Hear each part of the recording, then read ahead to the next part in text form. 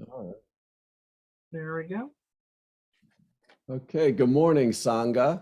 It's good to see everyone. Apologize for the technical difficulties, but here we are, like Deborah said, right when we're supposed to be, I guess. So this is an interesting time, an interesting subject that we're moving into. But first we're going to sit. But for those of you who don't know me, my name's Greg Pergament. I've been working with Kevin for 12 years or so now.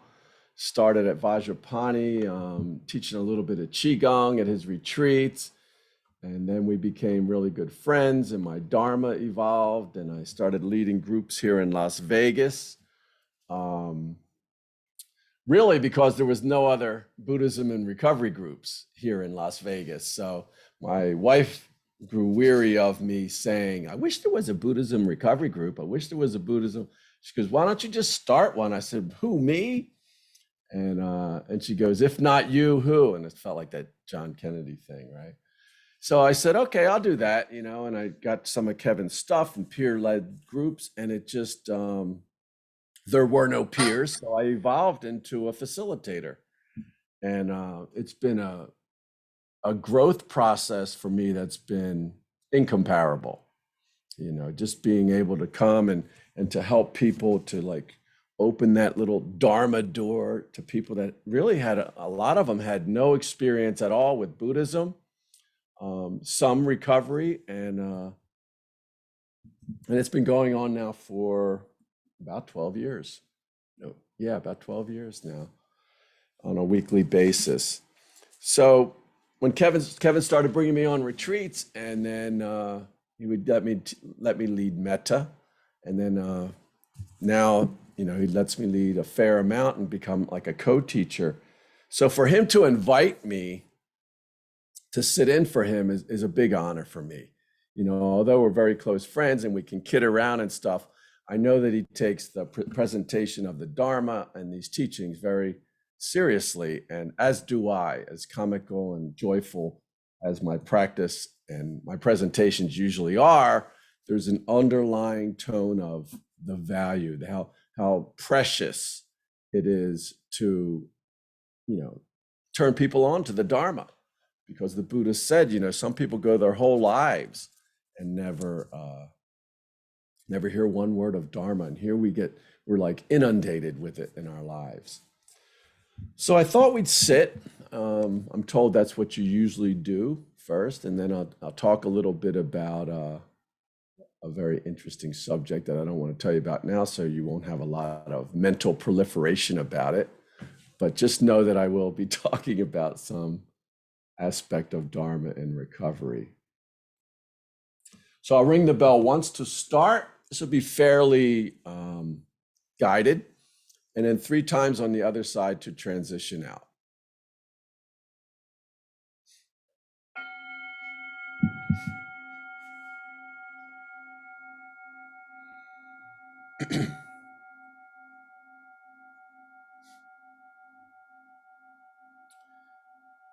So the invitation is to let the sound of that bell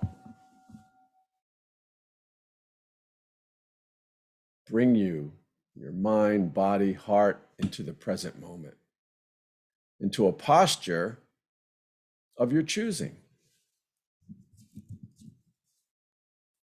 It is often recommended that that posture be upright, the body aligned in a way that stillness is enhanced, yet an ease in the body.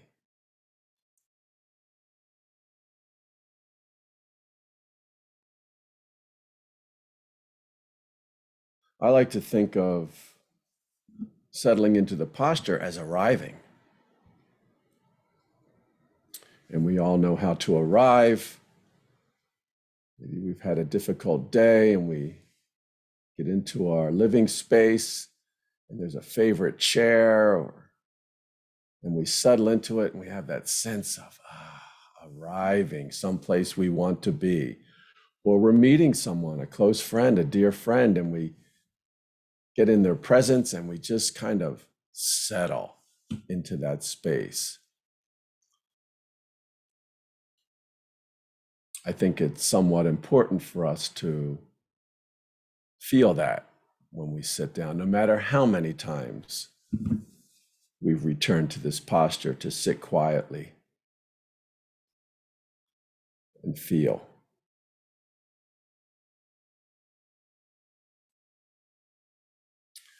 Eyes gently closed usually is suggested.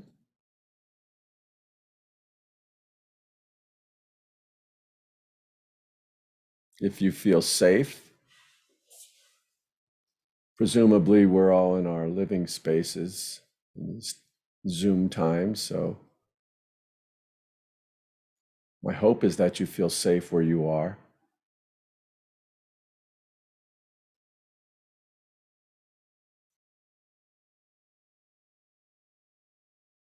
And let the body settle into this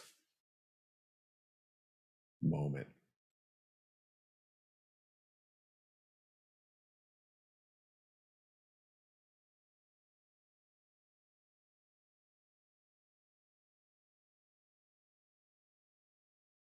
And as we sit here in this stillness, I like to say relative stillness because there's always a little bit of movement because the body has to breathe. Air will enter and exit the body of its own volition. So we can feel that. And that can be our anchor of sorts to the present moment.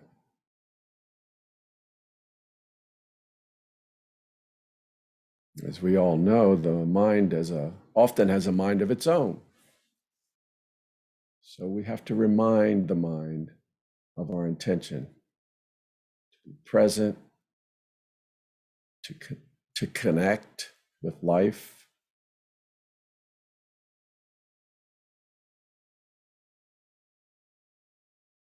to be receptive,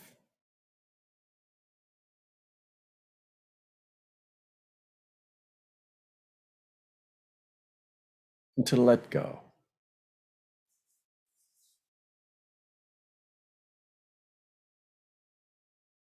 A sense of curiosity or interest on what's going to unfold.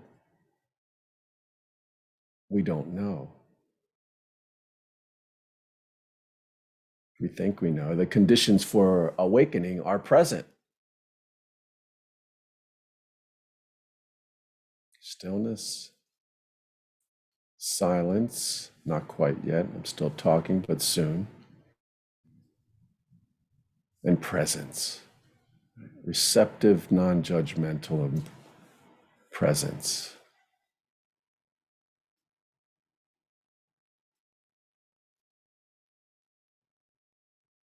And lastly, we bring an element of kindness to this process.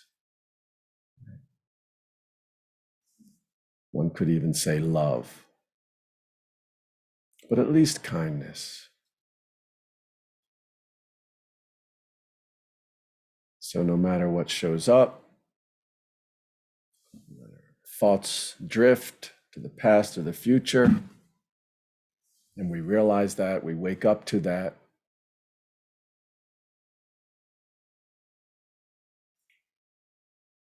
We remember to be kind and gently, compassionately redirect back to the present moment.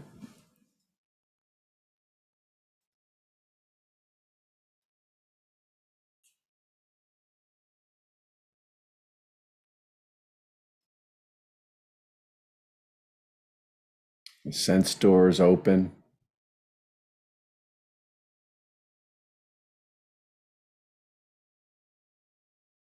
So awake, so alert in this moment that nothing could come in contact with the sense doors that we would miss. The sight's a little diminished if your eyes are closed, but it's amazing how much you can see with the eyes closed. sense, feel with the eyes closed. So we open to that. We open to that possibility.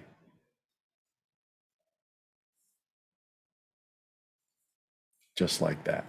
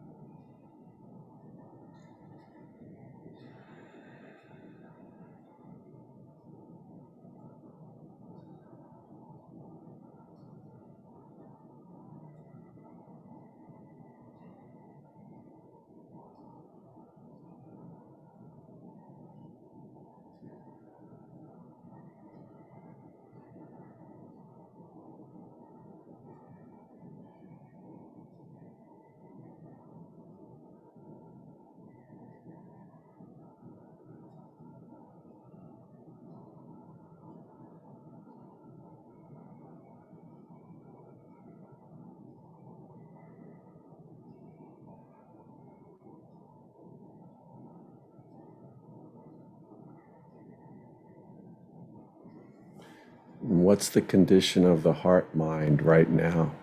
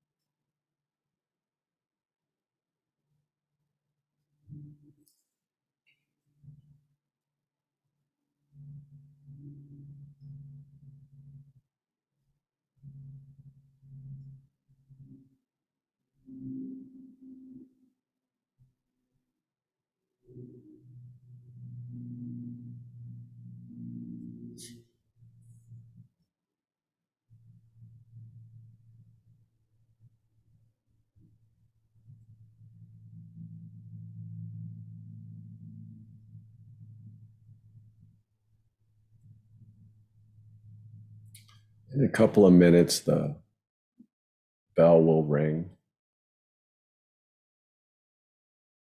And I'd like to invite everyone to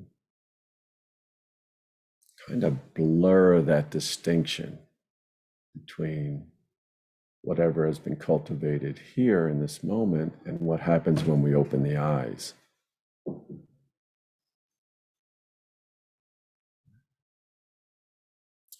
So that would involve stillness, just opening the eyes and seeing if we can maintain that mindfulness with the eyes open.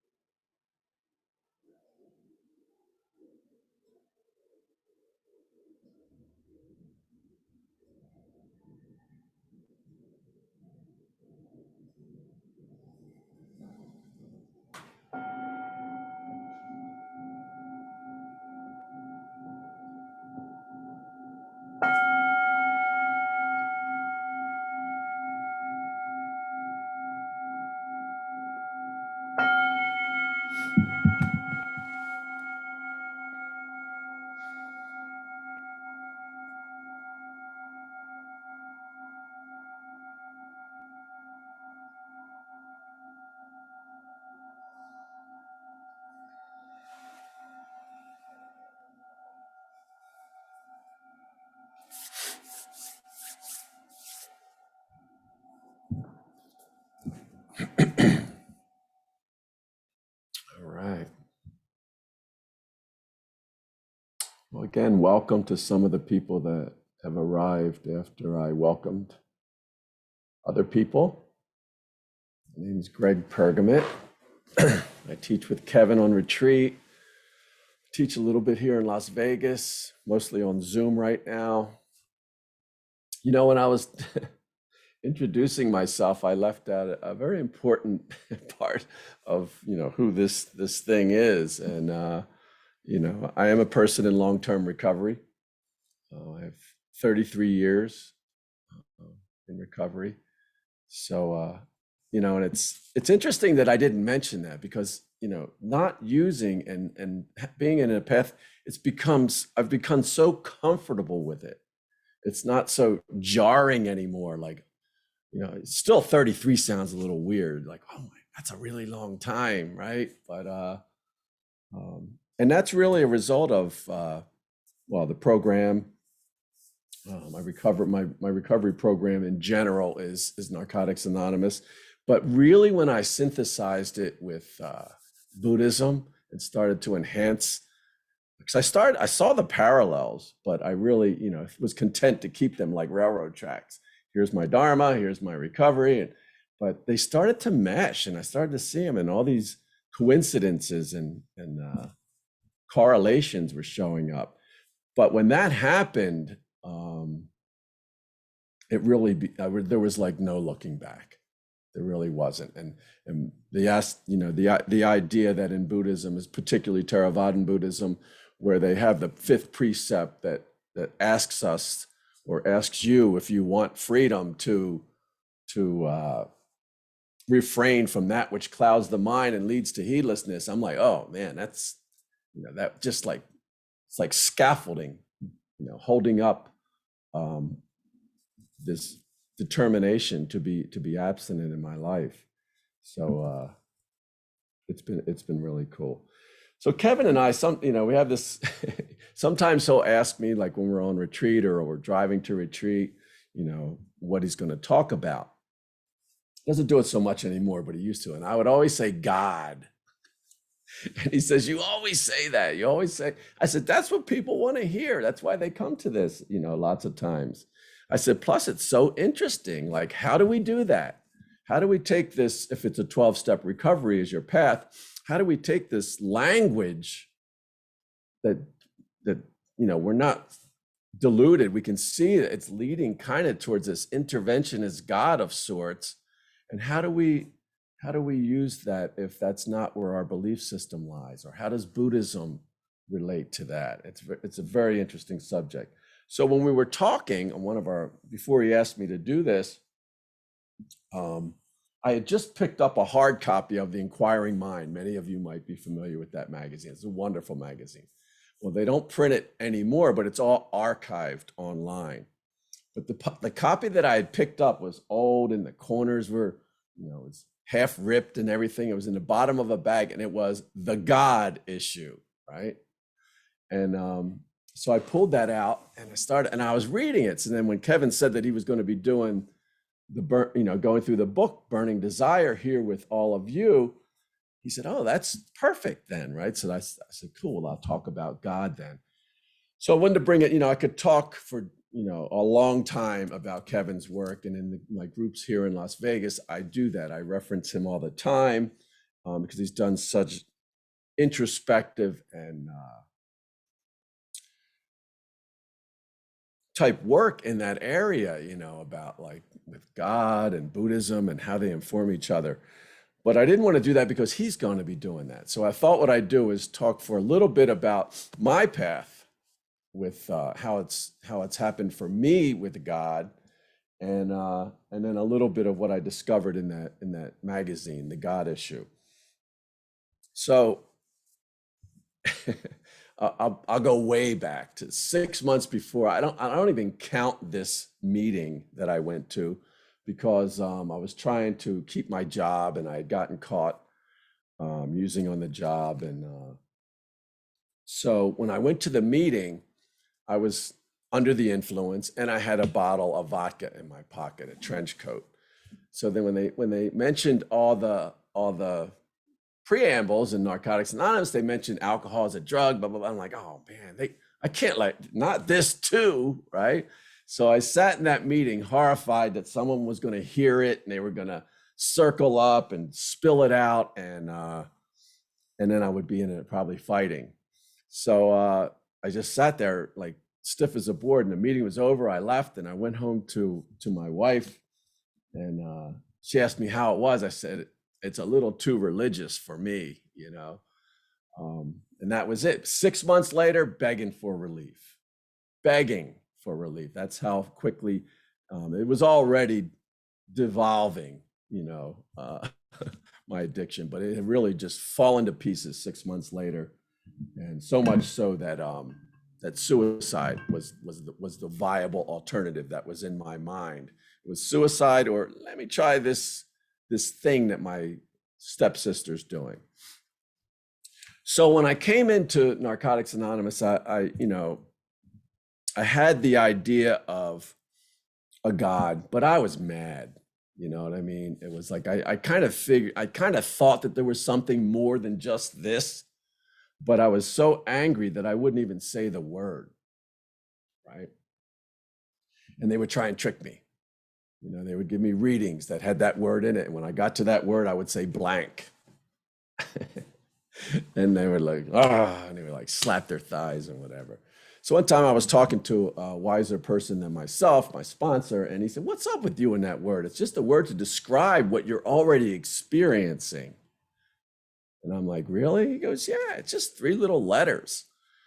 And so I decided to use that word. And the first time I said it, the whole room erupted in applause. And it was like, I was saved, or whatever the case might be. So that was okay for a while, you know, and I would use it for, you know, all sorts of things, you know, and getting things I wanted, you know, and sometimes most of the time it worked out, you know, if it was in line. And, but we really had a falling out, this interventionist God in me, when it came to steps 6 and 7. I know the step talks about the actions that we're supposed to take, but the clear wording of those 2 steps with our defects of character implies that something's going to remove them, and nothing was getting removed. Absolutely nothing. So instead of just throwing the baby out with the bathwater, I just kind of changed the way I was praying, of sorts. So I no longer was asking for things. It started just thanking. No matter what was going on in my life, I was thanking these powers, if you will. And I got to this point where, and I read this quote actually, and it was from a rabbi. And the rabbi had this quote, and he said, prayer is his humble answer to the inconceivable surprise of living. And I thought, whoa, that's true for me, right? I am utterly surprised that I'm still alive, even now, even more so, but then, right? So that's kind of where my path went. And then so with this less reliance on something to intervene and correct my behavior and all this other, you know, magical type stuff, it kind of put me in a mindset of being aware of harm that I was causing, right? And starting to align myself with harmless behavior to the best of my ability at any given time.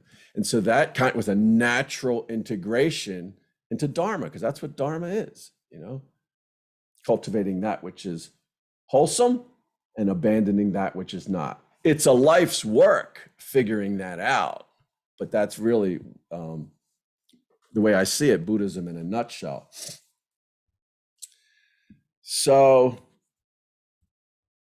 and then as you know, my recovery progressed and I moved to Las Vegas and whatnot, there's I started to get involved with Native American practices, sweat lodges, vision quest, even went to Sundance a couple times in the Lakota tradition.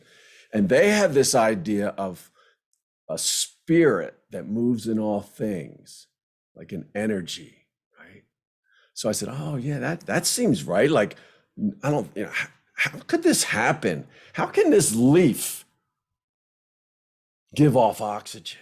You know, it's like, it's incredible. So just nature itself and the energy and the spirit that moves through all this and the seasons changing and all of it, it just made sense to me. And Kevin mentions that in the introduction to his book about, you know, coming up with names for his God at the time. And he settled on Great Spirit, which is from the native traditions. So even in that tradition, there's a fair amount of petitioning that goes on, but I don't really do that a lot. You know, it's more of a gratitude, a thanking, you know, like, wow, no matter what goes on, you know, been through some, you know, survived some really tragic things in my recovery, you know, and still there was an ability to find some gratitude within that process, as hard as it was sometimes. The latest was our daughter, my stepdaughter, passed away in May. And, you know, like, what do I do with this? You know, because we want to find something, some place that they're going to go to, and, you know, and we can meet with them again. And I just let go of all that. And it just became like, how can I be there for her now in this moment as an authentic human being, not this needy person that wants things to be different than they are. So that's where I'm at pretty much these days with my God. And so there was a couple of things. I do want to mention one thing from Kevin's book because it's so interesting. It's an Ajahn Amaro. Many of you are familiar with him. And he's an Englishman and a Theravadan monk. And he was ordained by Ajahn Chah. So he's very lucid and charming, and he's a great example of wisdom and serenity in Buddhism and of the teachings. So he was at this monastery, and a grandmother who had never been to a meditation center before asked Ajahn Amaro, is there a God in Buddhism? And Kevin was present for this, and he felt this tension. He's like, so he felt the anxiety. And then Ajahn Amaro said with a smile, Buddhism is all about God. And it just like shocked him, you know. But it's not the conventional understanding of God, the God idea, right? So there's a lot of traditions that use the word or different variations of that word. And the problem that Kevin saw, and he talks about in his book, and that Buddhadasa Bhikkhu talks about, and he even I guess I am going to use Kevin's work. I can't not, right? So he says, as long as people insist that God is a person in the conventional sense of people language, we can say that we will not know the real God. Buddhadasa Bhikkhu talked a lot about God, right? So we have this idea of Dharma, you know, and hence Dharma God, and how that would work in our life. Karma, you know, the unfolding of intention through karma, right? So in this article, and then I'll open this up, I just want to talk a little bit about this. It's kind of funny. Wes Nisker, many of you might be familiar with his work as well. He's very funny, right? So in this issue of the God issue, he had an article that he wrote called That Old Time Religion, right? And he had two quotes at the top before he started. And the first quote is, God is so perfect, he doesn't have to exist. And that was an anonymous quote, right? And then he had one by George Bernard Shaw that says, all great truths begin as blasphemies. So two very interesting ways. So he talks about this, and he talks about, you know, the different traditions of God-based theistic religions. And then he comes up with a solution. And I think what the problem for me in the recovery thing, it wasn't so much, you know, we have this idea we're given full reign to create a God of our understanding, one that resonates with us. My problem, and for lots of people, I think, is we don't know what we want. What we know what we don't want, right? So it's like, how does that happen? So we have to, that's why I gravitated into using some of the other things that I had heard, because personally in my own life experience, I wasn't, I didn't know what I wanted. Right? I knew what I didn't want. So he talks about the name. Sometimes it's with the word, like it was for me, not saying that, right? And he says, why should anybody care if someone uses a different name for God? He can't imagine any deity saying with menace, hey, buddy, what did you call me? Or you should bother, or why should you be bothered if someone calls their God Omega or Felix, or doesn't use the word at all? In the Jewish religion, they don't mention it really. They don't write it especially. He said there's a chance that God doesn't even have a name. There's even a good chance that God isn't a being, right? Or at least not some human-like being. He's funny, right? So he says, do you think we are all so good looking that a God who could look like anything or nothing would actually want to look like us? And yet he would guess that most of you he's talking to us now, most of us reading this will have a certain picture of God, an image that you grew up with.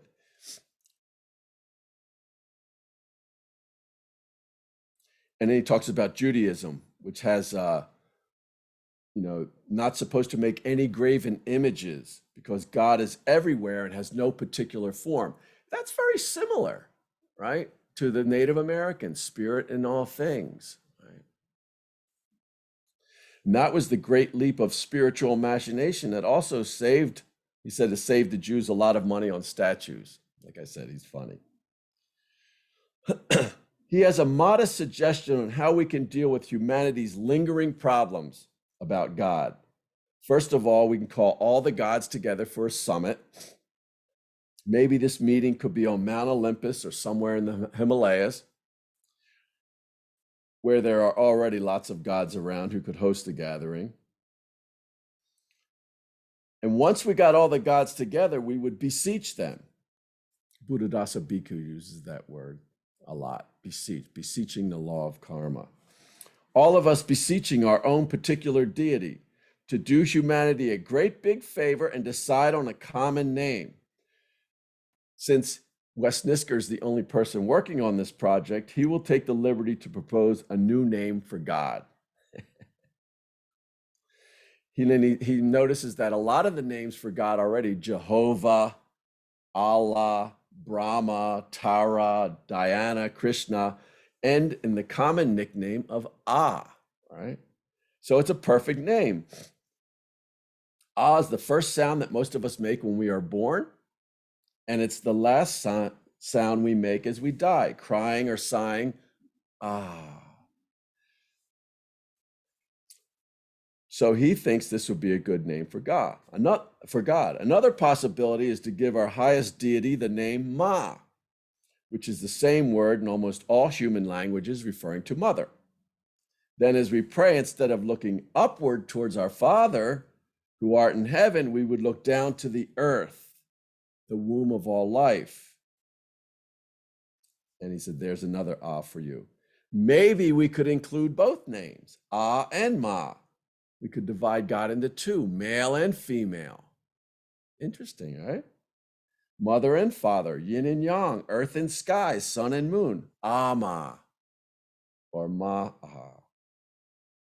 And then he talks about the possibilities for songs and praises are infinite. Ama. I think there's a word, that word's ringing like has a recognition in my mind that I think it's a word for grandmother in some language. I'm not sure. But Ama, it sounds like something I've heard before. So the idea is not so much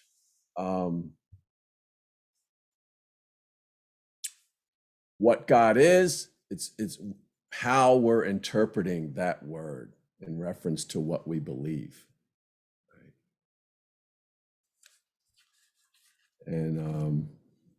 And being willing and open to the fact that it may evolve.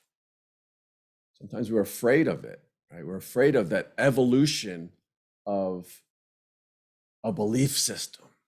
Maybe it's not what we believe, and in the steps it talks about a God as we understand him. When does that happen? Is there an end result to understanding that? Understanding something as profound as a God or godliness, right? Or dharma, right? It's a never-ending process. I will never understand it. I'm understanding it. It's like it's an ongoing thing. It's very flux and fluid, like all things, like all phenomena. Right? So that's about it for I think, and I'll open this up. There it is. Somebody put it in chat for God, and then I'll leave the rest to Kevin when he gets back from retreat. And he might have a lot to say, or he might be nothing. He might let it all go. We come off retreat, sometimes we have these ideas like, I know that for me, it's sometimes words are insufficient to describe experience. So I'd like to open it up and see if anybody has any comments or questions, anything along those lines. I guess we can stop the recording now so people feel safe that way, if that's okay, Monica or Ange.